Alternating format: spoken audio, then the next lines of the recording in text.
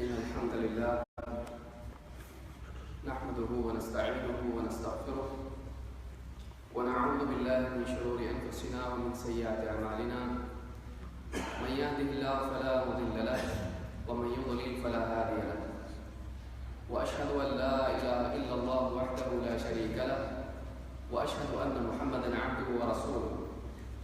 يا أيها الذين آمنوا اتقوا الله حق تقاته ولا تموتن إلا وأنتم مسلمون.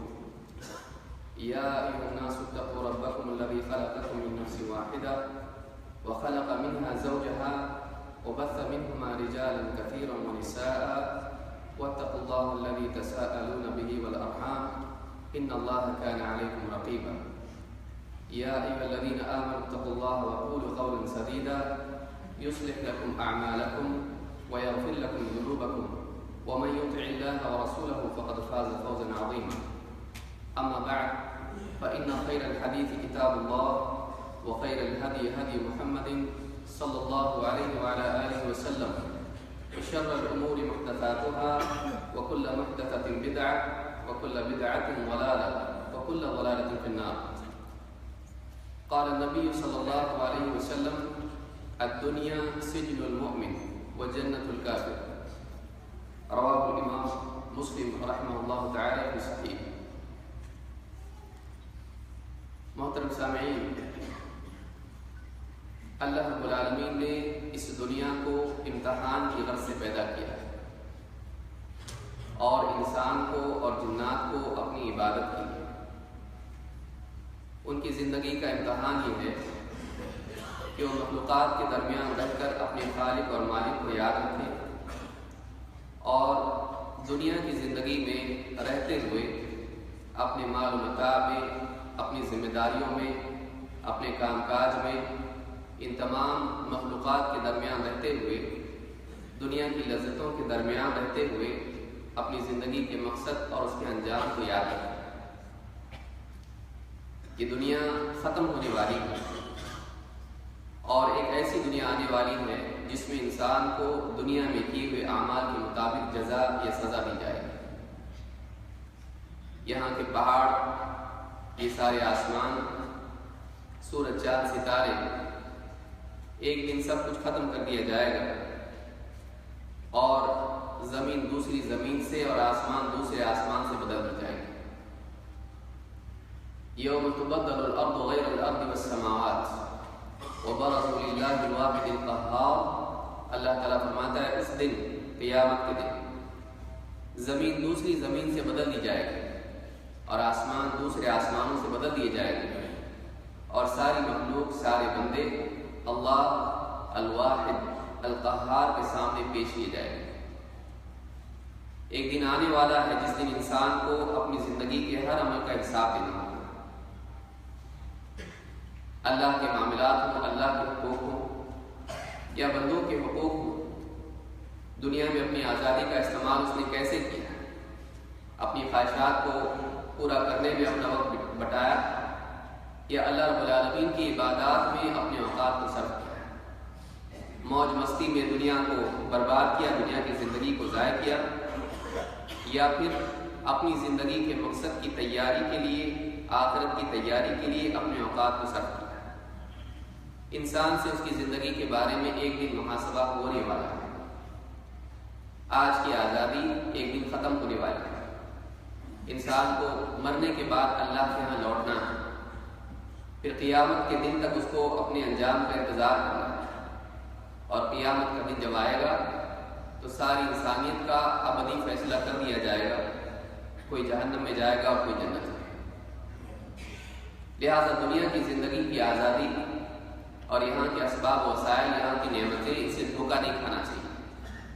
یہ اللہ تعالیٰ کی طرف سے اس لیے نہیں ہے کہ انسان کسی کو انعام سمجھ کر اس میں کھو جائے، بلکہ یہ نعمتیں اس لیے ہیں کہ ایک انسان ان نعمتوں میں اللہ کا شکر کرے اور ان نعمتوں کو آخرت کی بہتر نعمتوں کے حاصل کرنے کا ذریعہ بنے.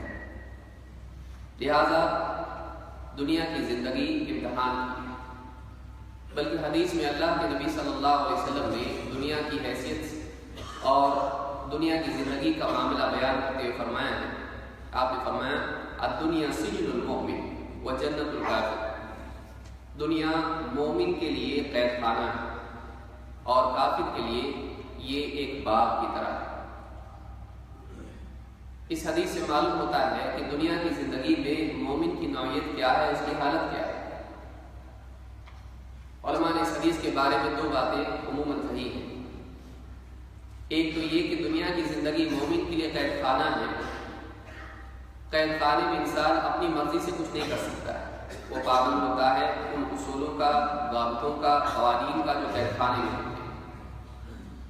وہ اپنی مرضی سے باہر نہیں جا سکتا ہے، اپنی مرضی کا لباس نہیں پہن سکتا ہے، وہ اپنی مرضی کے کھانے نہیں کھا سکتا ہے، وہ اپنی مرضی سے وہاں کچھ نہیں کر سکتا ہے، وہ پابند ہوتا ہے۔ باغ میں انسان تفریح کے لیے جاتا ہے، وہاں پھل ہوتے ہیں، موج مستی ہوتی، کھیل کود ہوتا ہے، وہاں راحت ہوتی ہے، وہاں آزادی ہوتی ہے۔ ایک مومن کے لیے دنیا کی زندگی قید خانہ ہے اس اعتبار سے کہ ایک مومن یہاں پر اللہ کے حکم کا پابند ہوتا ہے۔ ہاں یہ فرق ہے کہ اس کے لیے کوئی دیوار نہیں ہوتی ہے جس کے وہ پار نہیں جا سکتا ہے، اس کے لیے یہاں آزادی ہے، لیکن اس کا ایمان اس کے اور گناہوں کے درمیان دیوار بن جاتا ہے۔ آخرت کی فکر اس کے لیے برائیوں کی طرف جانے سے بیڑیاں ہو جاتی ہیں۔ اس کے لیے عملی طور پر ممکن ہوتا ہے کہ وہ گناہ کرے، دوسروں کی طرح، ایک کافر کی طرح وہ بھی آزاد ہوتا ہے، لیکن اس کا ایمان، اس کا آخرت کا خوف اس کے لیے رکاوٹ بن جاتا ہے اور گویا کہ وہ قید خانے میں ہوتا ہے۔ وہ اللہ کے حکم کا پابند ہوتا ہے، اپنی رات کی نیندیں چھوڑ کر صبح کو اٹھتا ہے، راتوں میں تہجد پڑھتا ہے، صبح کو اٹھنے کے بعد اپنی نیند چھوڑ کے فجر کی نماز کے لیے آتا ہے۔ وہ اپنی تجارت میں ایسے منافع حاصل نہیں کرتا ہے جو اللہ نے منع کی، وہ حرام حاصل نہیں کرتا ہے، وہ حلال کے ذریعے سے، چاہے اس میں تنگی ہو، چاہے اس کے اندر اس کے لیے مشکلات ہوں، ان مشکلات کو برداشت کرتا ہے اور حلال ہی حاصل کرتا ہے، حرام سے بچتا ہے، چاہے ہزاروں دروازے حرام کے اس کے لیے کھلے ہوئے۔ وہ اپنا مال خرچ کرتا ہے موج مستی میں، لذت میں نہیں، بلکہ اپنے مال کا ایک حصہ نکال کر غربا اور فقراء میں تقسیم کرتا ہے۔ وہ پابند، وہ اپنی زکوٰۃ نکالتا ہے، پھر جو اس کے بعد بچ جاتا ہے اس میں بھی اپنی مرضی کے مطابق استعمال نہیں کرتا ہے، بلکہ اللہ رب العالمین نے جو حدود اس کے لیے مقرر کی ہیں ان حدود کا لحاظ رکھتے ہوئے اس میں خرچ کرتا ہے۔ ہر اعتبار سے وہ پابند ہوتا ہے، اپنی معاشی زندگی میں، معاشرتی زندگی میں، آئلی زندگی میں، عقیدے اور کلام کی حد تک قول و عمل میں بھی پابند ہوتا ہے۔ وہ اپنی زبان سے ایسی بات نہیں کہہ سکتا ہے جس کے کہنے سے اللہ تعالیٰ ناراض ہو جائے، وہ ایسا عمل نہیں کر سکتا ہے جس کے کرنے سے اللہ رب العالمین سے اس کو دوری ہو، وہ ایسا کوئی کام نہیں کرتا ہے، اس کے لیے کوئی رکاوٹ نہیں، وہ کر سکتا ہے، لیکن چونکہ اللہ رب العالمین نے اس کو منع کر دیا ہے، لہٰذا یہ منع کرنا اس کے لیے گویا ایک دیوار بن جاتا ہے، وہ اس کو پھلانگ کے نہیں جاتا ہے، اس کے پار نہیں جاتا ہے۔ ایک رسی ہوتی ہے گویا کہ جیسے جانور باندھ دیا جائے کھوٹے سے، اس کے پار نہیں جاتا ہے، اسی طرح سے ایک مومن اللہ کے حکم کے تابع ہوتا ہے، وہ بندھا ہوا ہوتا ہے اپنے ایمان کی رسی، اس رسی کو توڑ کے نہیں جاتا ہے، وہ اللہ تعالیٰ کی حدود میں باقی رہتا ہے۔ اس اعتبار سے دنیا ایک مومن کے لیے قید خانہ ہو جاتا ہے۔ اس اعتبار سے بھی ایک بات یہ بھی علماء نے کہی کہ دنیا کی زندگی میں مومن چونکہ دل اس کا دنیا سے لگا نہیں ہوتا ہے، اس کا دل آخرت سے لگا ہوتا ہے، جنت کی نعمتیں اس کے سامنے ہوتی ہیں، قرآن و سنت میں ان نعمتوں کا تذکرہ سن کر اور پڑھ کر اس کا دل ان نعمتوں سے، اس زندگی سے، اس دنیا سے جڑ جاتا ہے۔ اللہ رب العالمین سے ملاقات کی طلب اس کے اندر شوق پیدا کرتی ہے اور وہ جلدی سے جلدی اس دنیا سے نکلنا چاہتا ہے تاکہ اپنے رب سے ملاقات کرے، وہ اس دنیا کو چھوڑ کے جانا چاہتا ہے تاکہ اپنے انجام میں جائے، ان نعمتوں میں جائے جو اللہ رب العالمین نے اس کے لیے تیار کر رکھی ہے۔ ایسے آدمی کے لیے دنیا کی زندگی قید خانہ ہو جاتی ہے، یہاں کی نعمتیں اس کو باندھ کے نہیں رکھتی ہیں، بلکہ وہ ان سے نکل کے ان نعمتوں میں جانا چاہتا ہے جو اس سے زیادہ اعلیٰ ہے، اس سے زیادہ باقی رہنے والی، اس سے زیادہ بہتر ہے۔ بلکہ وہ اپنے رب سے ملاقات کرنا چاہتا ہے، اپنے رب کا دیدار کرنا چاہتا ہے۔ یہ نعمتیں گویا کہ اس کے لیے اللہ سے ملاقات میں اور اس سے بہتر نعمتوں کے پانے میں رکاوٹ بن جاتی ہے، اس کے لیے قید خانہ بن جاتی ہے۔ یہ بھی بات علماء نے کی۔ اسی طرح سے کہا کہ ایک آدمی اگر دنیا میں نعمتوں میں بھی ہو مومن، ضروری نہیں کہ ہر مسلمان تکلیفوں میں ہو۔ بعض انسان اللہ تعالیٰ نے مال و متا دنیا میں دیا ہے، سب کچھ دیا ہے، ایسے لوگ دنیا میں راحت میں ہوتے ہیں۔ علماء نے کہا کہ اگر اب ایک آدمی مومن کے لیے قید خانہ ہے تو کیا مطلب ہے؟ بہت سارے لوگ ایسے جن کے پاس دنیا کی ساری نعمتیں ہیں، تو ایسے لوگوں کے لیے قید خانہ کیسے ہوا؟ وہ تو ساری نعمتیں استعمال کر رہے ہیں۔ ہاں، اس آدمی کے بارے میں کہا جا سکتا ہے جو تکلیفوں میں ہے۔ علماء نے کہا نہیں، ایک آدمی اگر آخرت کی نعمتیں اس کے سامنے اور جب ایک آدمی دنیا سے نکل کر جنت میں جائے گا تو وہاں کی نعمتیں اتنی اعلیٰ ہیں اور وہاں کی آزادی اور وہاں کی راحت اتنی زیادہ بہتر ہے کہ دنیا کی زندگی کو پلٹ کر جب وہ دیکھے گا تو ایسا لگے گا کہ بہت راحت میں دنیا میں تھا، لیکن اس راحت کے مقابلے میں دنیا کی زندگی گویا کہ قید خانہ ہے۔ ایک آدمی دنیا میں اچھے گھر میں ہو، اچھا کھاتا پیتا ہو، لیکن ترقی کر کے اس سے 1000 گنا بہتر زندگی اس کو مل جائے تو چاہے پچھلی زندگی راحتوں والی ہو، لیکن اس اعلیٰ زندگی کے مقابلے میں گویا کہ گھٹیا لگنے لگتی ہے، اس لیے کہ چیزوں کی قیمت ان کے موازنے سے طے ہوتی ہے۔ یہ کمپیرزن ہے جو ایک انسان کو دو چیزوں میں فرق بتلاتا ہے۔ جب آخرت کی نعمتیں انسان دیکھے گا، وہاں کی نعمتوں سے محظوظ ہوگا، تو پچھلی زندگی میں چاہے وہ راحت میں رہا ہوگا تو ایسا آدمی دنیا کی زندگی اس کو لگے گا میں گویا کہ قید خانے میں تھا، آج واقعی مجھ کو نعمتیں ملی، آج واقعی مجھ کو لذتیں ملی۔ اس کے بالعکس کافر کو آپ دیکھیں، چاہے وہ دنیا میں راحت میں ہو، چاہے وہ دنیا میں تکلیف میں ہو۔ بعض لوگ کہتے ہیں کہ دیکھیے ایک آدمی ٹھیک ہے کافر کے لیے جنت ہے، بعض کفار ایسے بھی ہیں جو تکلیف میں ہیں، مصیبتوں میں ہیں، ان کے لیے حدیث میں کیسے ہوا کہ تکلیف کے باوجود راحت کیسے ملی؟ وہ جنت میں کیسے ہے؟ وہ تو مصیبت میں ہے۔ علماء نے کہا مطلب یہ ہے کہ دنیا میں زیادہ سے زیادہ تکلیف بھی اٹھا کر ایک آدمی جب آخرت میں جائے گا، وہاں کا عذاب جب دیکھے گا تو اس عذاب کے مقابلے میں اس کو لگے گا دنیا کی ساری تکلیف جو تھی وہ تو گویا کہ جنت تھی میری۔ اگر اس کو انتخاب دیا جائے کہ جہنم کے عذاب میں رہنا پسند کرتا ہے یا دنیا کی اسی تکلیف میں واپس ڈال دیا جائے جس میں دنیا میں تھا، وہ آدمی اس تکلیف کو چنے گا، گویا کہ یہ اس کے لیے راحت بن جائے گا۔ تو یہ ایک موازنہ اور نسبت ہے جس سے انسان کو واقعی کسی چیز کی حقیقت سمجھ میں آتی ہے۔ ایک کافر آخرت کے عذاب کو جب دیکھے گا اور وہاں گھبرائے گا، اتنا سخت عذاب جو کبھی ختم نہیں ہونے والا ہے، اس کے مقابلے میں دنیا کی معمولی تکلیفیں اس کو چھوٹی دکھائی دیں گی۔ آج بھی دیکھ رہا ہے، ایک آدمی چھوٹی تکلیف میں ہوتا ہے، بہت واویلا مچاتا ہے، بہت شور کرتا ہے، لیکن جب اس سے بڑی تکلیف آتی ہے تو سوچتا ہے کہ پہلے وہی تکلیف اچھی تھی، اب تو زیادہ بڑھ گئی ہے۔ لہٰذا ایک انسان دنیا کی زندگی میں اس بات کو یاد رکھے کہ یہ زندگی اس لیے نہیں ہے کہ ہم اپنی خواہشات کو پورا کریں اور آزاد گھومیں، یہ زندگی اس لیے کہ ہم پابندی کے ساتھ اللہ رب العالمین کے حکموں کو پورا کریں۔ اس تعلق سے ابن عطا رحمہ اللہ فرماتے ہیں الدنیا سجن المؤمن وجنة الكافر فينبغي للمؤمن أن يكون صابرا على حكم الله راضيا بما قدره الله تعالى وقضاه۔ کہتے ہیں کہ مومن کے لیے دنیا کی زندگی قید خانہ ہے، اس لیے ایک مومن کو چاہیے کہ اللہ تعالیٰ کے حکموں پر اپنے آپ کو جمائے رکھے۔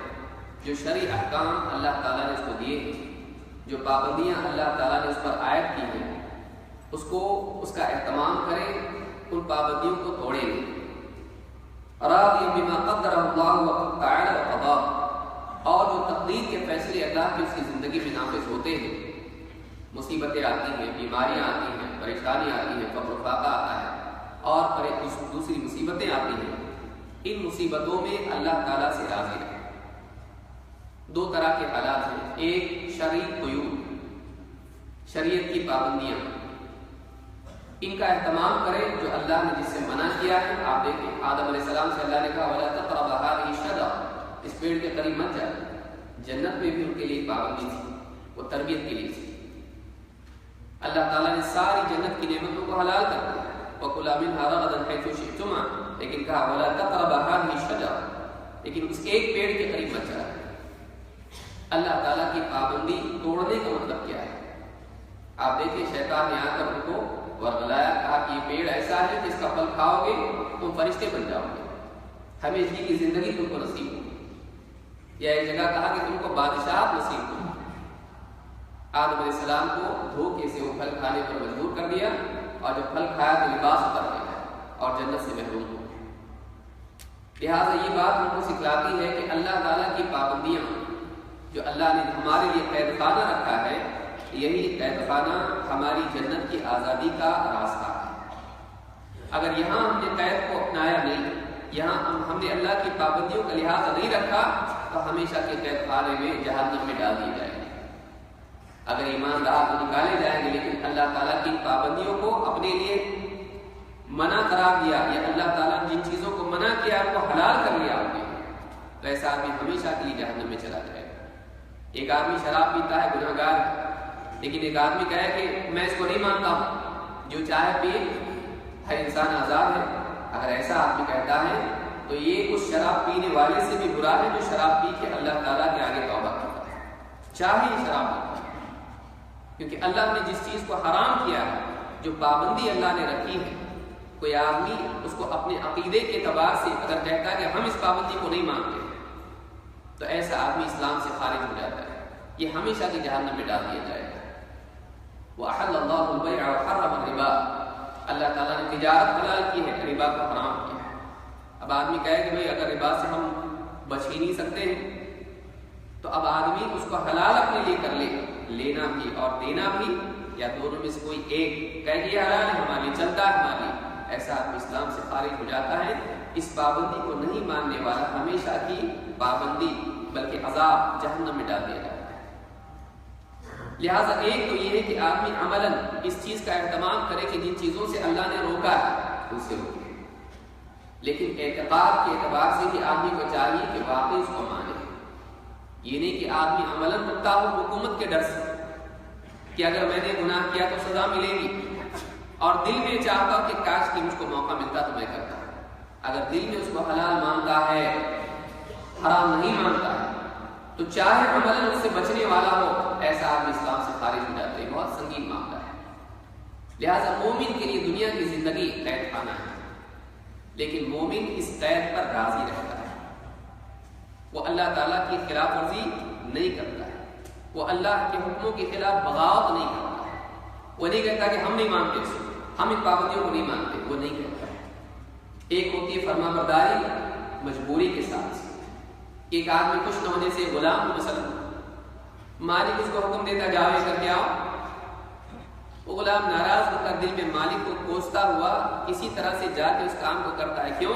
اگر میں نے اس کی بات نہیں مانی ہو سکتا ہے سزا دے، ہو سکتا ہے مجھ کو کام سے نکال دے، مجبوراً اس کام کو کرتا ہے. اس کو کام بالکل پسند نہیں، اس کو مالک بھی پسند نہیں، اس کو پابندی و حکم پسند نہیں، اس کی ماتحت بھی پسند نہیں. ناراضگی کے ساتھ فرمانبرداری کرتا ہے، ناراضگی کے ساتھ فرمانبرداری کرتا ہے.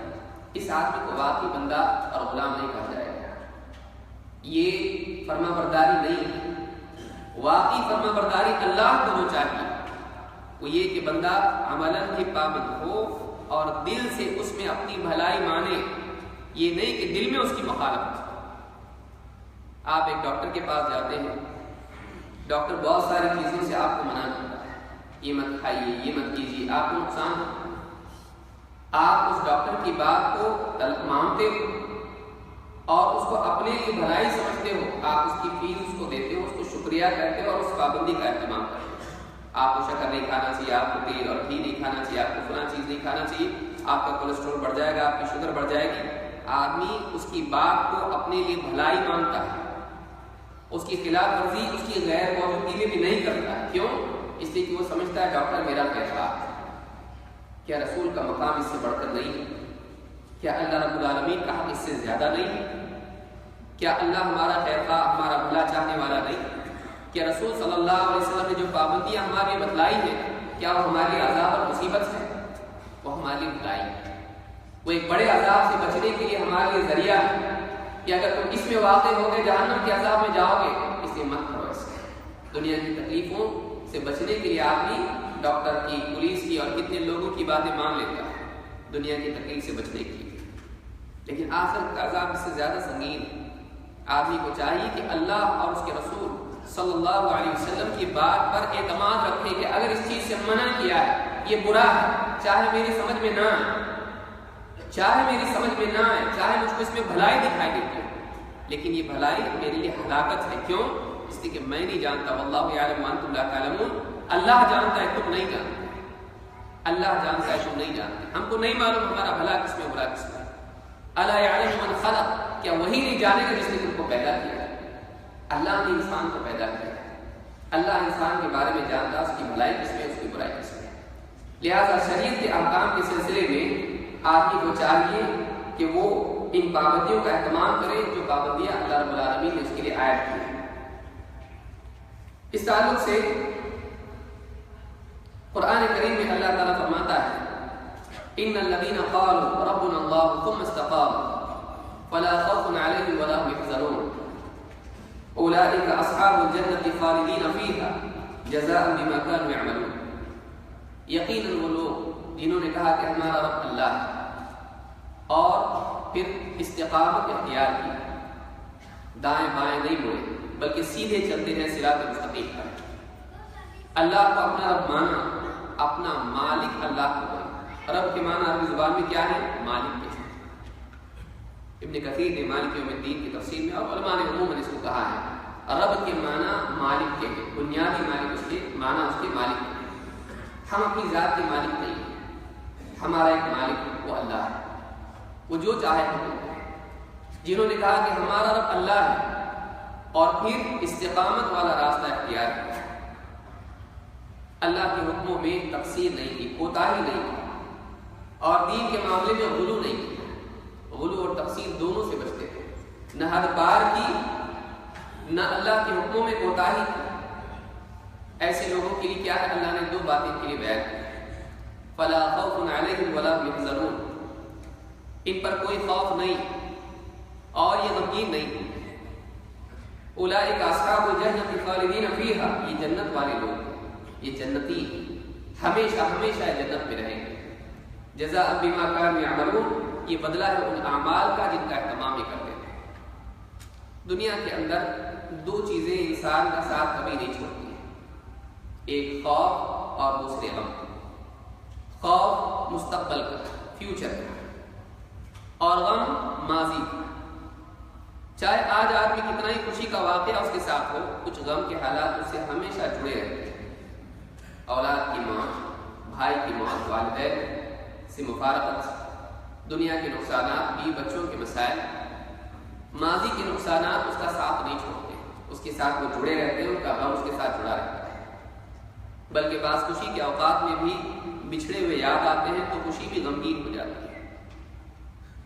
اور مستقبل کے اعتبار سے، فیوچر کے اعتبار سے انسان کے لیے اس کے اوپر اندیشے ہمیشہ رہتے ہیں، معلوم نہیں کیا ہوگا، جاب کے لیے اپلائی کیا ہے، معلوم نہیں جاب ملے گا نہیں، یا فلاں چیز ہے، معلوم نہیں میری تجارت کل کو برباد ہو جائے، معلوم نہیں نیا قوانین آئے کیا ہو جائے۔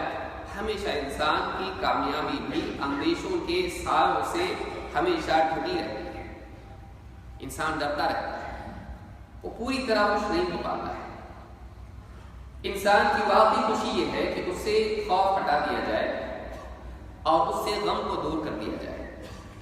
دنیا میں یہ ممکن نہیں، دنیا کو اللہ نے بنایا ایسا ہے کہ یہاں غم اور خوف سے نجات والی خوشی ممکن نہیں ہے۔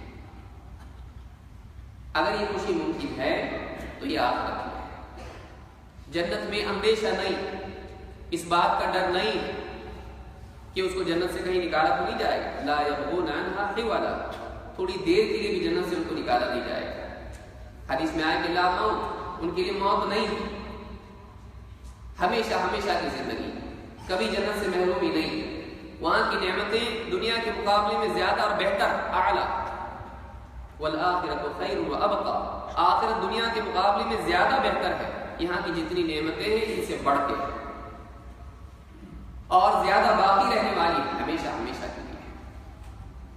وہاں کوئی کسی کا دشمن نہیں، کوئی کسی کو ستانے والا نہیں، ان کے دلوں میں جو کچھ ہوگا اللہ صاف کر دے گا، ہر ایک دوسرے کا بھائی، وہاں ایک دوسرے کے لیے سلامتی کے جذبات اور سلام، بلکہ اللہ رب العالمین کی طرف سے سلامتی کا اعلان، سلام قولا من رب رحیم، وہ رحم کرنے والا رب اپنے بندوں کو سلامتی کی بات کرے گا اور سلام بھیجے گا، فرشتے ان کو سلام کریں گے، ہر جگہ ان کے لیے خیر اور سلامتی ہوگی، کوئی کسی کا دشمن نہیں، کسی سے ڈر نہیں، نہ چوری کا ڈر، نہ دشمن کا ڈر، نہ سازش کا ڈر، کوئی ڈر نہیں، کوئی غم نہیں، کیوں؟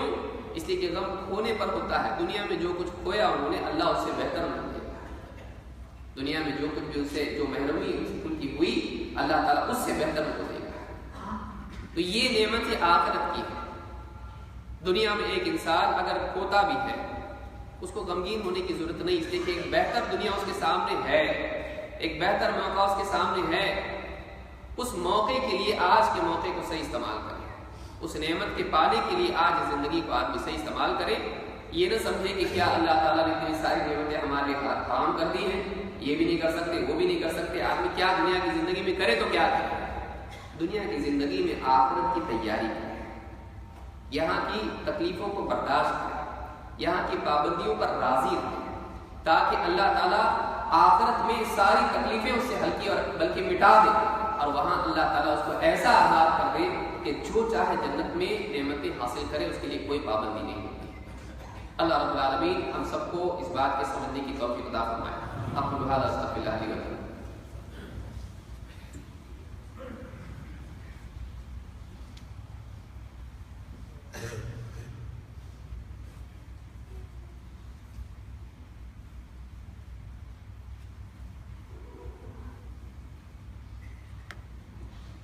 الحمد لله رب العالمين والصلاة والسلام على سيد الأنبياء والمرسلين نبينا محمد وعلى آله وصحبه وبعد۔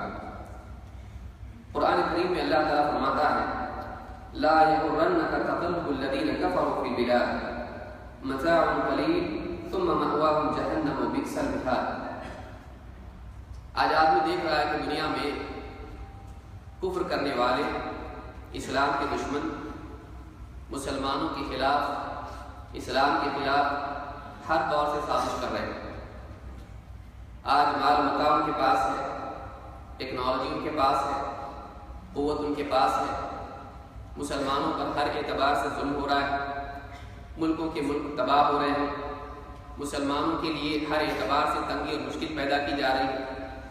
بعض اوقات انسان یہ سوچتا ہے کہ کیا اللہ تعالیٰ نے ہمارا ساتھ چھوڑ دیا ہے، یا بعض لوگ اس طرف چلے جاتے ہیں کہ کیا دنیا میں انصاف نہیں ہے، بعض لوگ یہاں تک چلے جاتے ہیں کہ کیا اس دنیا کا کوئی بنانے والا ہے یا نہیں، کیا اس کا دیکھنے والا ہے یا نہیں، کیا نعوذ باللہ اس کا بنانے والا دنیا سے غافل ہے۔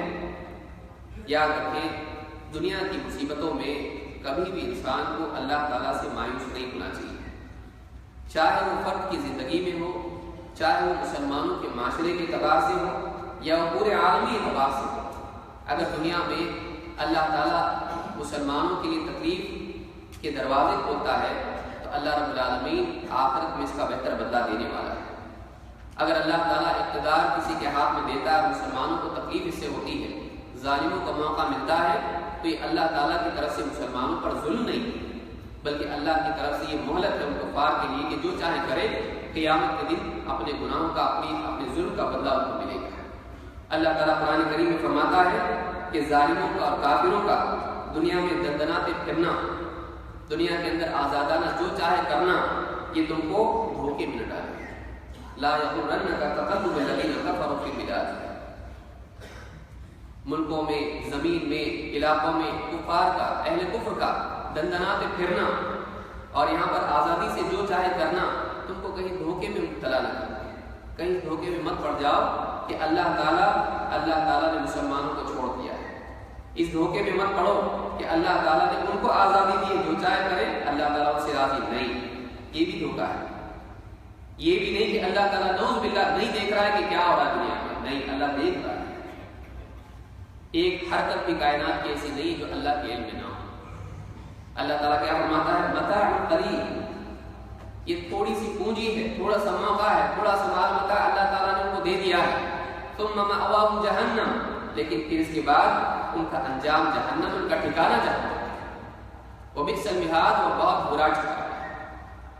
اللہ رب العالمین نے دنیا میں آج کفار کو جو طاقت دی ہے اور مسلمانوں کے لیے جو ظلم زیادتی ہو رہی ہے، اللہ تعالیٰ ہر مظلوم کو اس کا حق دلائے گا، ہر مظلوم کو اللہ رب العالمین اس کا حق دلائے گا۔ قیامت کے دن اگر ایک بکری سینگ والی بکری ہے، اس نے بغیر سینگ والی بکری کو اگر تکلیف دی تھی، سینگ مارا تھا، اس کو ستایا تھا، اس کو تکلیف دی تھی، زخمی کیا تھا، قیامت کا دن آئے گا، اللہ تعالیٰ ان دونوں بکریوں کو لائے گا اور اس کا حق اس کو دلائے گا۔ آپ سوچیں کہ جو اللہ جانور کا حق اس کو دلانے والا ہے، کیا انسان کو اس کا حق نہیں دلائے گا؟ اور دوسری بات یہ کہ کیا پھر ہم صرف آخرت کا انتظار کریں؟ کیا دنیا میں نصرت نہیں ہے؟ دنیا میں بھی اللہ کی نصرت ہے، لیکن اس نصرت کی ایک شرط ہے جو بنیادی شرط ہے۔ اللہ تعالیٰ فرمایا وَلَا تَهِنُوا وَلَا تَحْزَنُوا وَأَنْتُمُ الْأَعْلَوْنَ إِن كُنتُم مُؤْمِنِينَ۔ کیا یہ بنیادی شرط ہمارے یہاں پائی جاتی ہے یا نہیں؟ اللہ نے فرمایا کہ تم وَلَا تَهِنُوا، ہمت مت ہارو، حوصلہ مت ہارو، وَلَا تَحْزَنُوا، اور غمگین مت، وَأَنْتُمُ الْأَعْلَوْنَ إِن كُنتُم مُؤْمِنِينَ، یقیناً تم ہی غالب رہو گے، تم ہی غالب رہو گے، شرط یہ ہے کہ تم ایمان والے۔ آج بہت سارے لوگ کہتے ہیں کہ بھائی یہ توحید کب تک کریں گے آپ لوگ؟ آپ کے دروس، آپ کی کتابات اور کتابیں اور یہ ساری کوششیں آپ کی توحید کب تک؟ آپ غور کریں، اللہ رب العالمین نے نصرت کو توحید کے ساتھ جوڑا ہے، اللہ تعالیٰ اپنے غلبے کو ایمان کے ساتھ جوڑا ہے۔ سارے مادی وسائل بعد میں، پہلا وسیلہ جو اللہ تعالیٰ کی نصرت اور غلبے کا ہے وہ ایمان۔ آج مسلمانوں کو آپ عالمی سطح پر دیکھیں، کتنے بڑے بڑے ملک ہیں جہاں پر شرک اور کفر اور نہ جانے کتنی خرافات عام ہیں، اور ہم چاہتے ہیں کہ اللہ تعالیٰ ہماری مدد کرے۔ ہم قبروں کے آگے کتنے مسلمان سر ٹکائے ہوئے ہیں، کتنے مسلمان اللہ تعالیٰ اور اس کے رسول صلی اللہ علیہ وسلم کی باتوں کا انکار کرتے ہیں، شک شبہ میں مبتلا ہے، سائنس کی وجہ سے ہو یا دنیا کے ایجوکیشن کی وجہ سے ہو۔ ہمارے ایمانوں کا حال کیا ہے؟ ہمارے دل کے یقین کا حال کیا ہے؟ ہمارا توکل کیسا ہے؟ آج ہم دنیا کے پیچھے دوڑنے والے کتنے بن گئے ہیں، ہم نے اسباب اور ہماری ساری صلاحیتوں کو ہی اپنا رب بنا لیا ہے کہ اگر میں ایسا نہیں کروں گا تو کیسے ہوگا؟